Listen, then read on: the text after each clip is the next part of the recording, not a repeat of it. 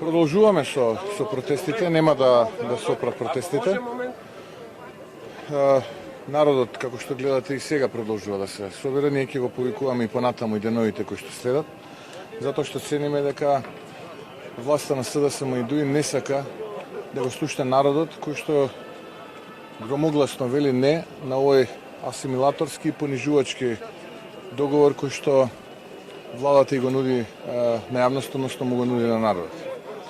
Се нам дека треба во што поголем број секојдневно да се собираме, миролюбиво, да го кажуваме нашиот став, демократски став, тоа е наше демократско право, без насилство, затоа што насилството му одговара само на оној кој што истото тоа насилство секое утро како аналитичар го најавува, наместо да го спречува и помага и го охрабрува.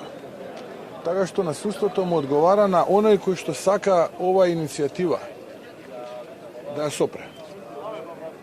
А ние имаме чиста цел, чиста намера, а тоа е да го зачуваме достоинството, идентитетот, нашиот мајчин македонски јазик и благодарност до сите оние наши сограѓани, албанци, турци, срби, власи, бошњаци, роми, египтјани и останати кои што се секојдневно вдека со нас и ни даваат подршка и заедно со нас се борат за македонскиот идентитет, што е за нас многу важно.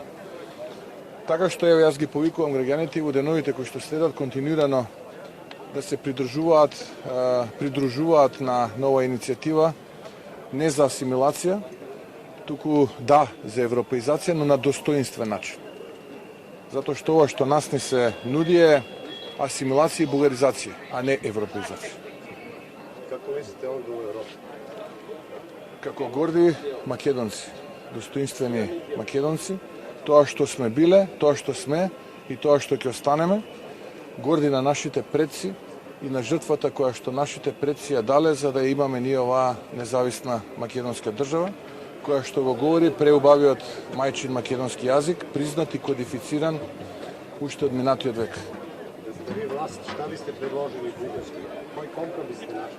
А морате да наđете компромис ако желите? Денеска дадовме наш предлог и тој предлог кој што го дадовме денеска е ставот на ВМРО-ДПМН и за преговарачката рамка, но и на заедничките позиции на земјите членки на Европската унија. И сега вие видите, можете да преговарате како што преговара нашата влада и да не однесете во амбис.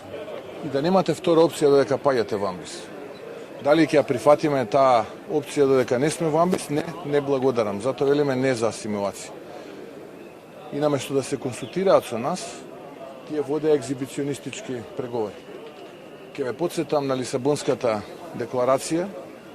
Уште во раните 90-ти, кога Македонија стануваше независна држава, имаше заклучок да името на државата не го содржи зборот Македонија, па потоа се смени. Така да, со умен пристап, рационален пристап кој што е национален македонски пристап, може се да се смени. Благодарам. Ќе положат само кратко работните групи помеѓу пратеничките групи кои што денеска има. Па не знам дали има веќе потреба. Нашите позиции ние ги кажавме денеска на работните групи. Чекаме од страна на власта да ги прифати и да каже не.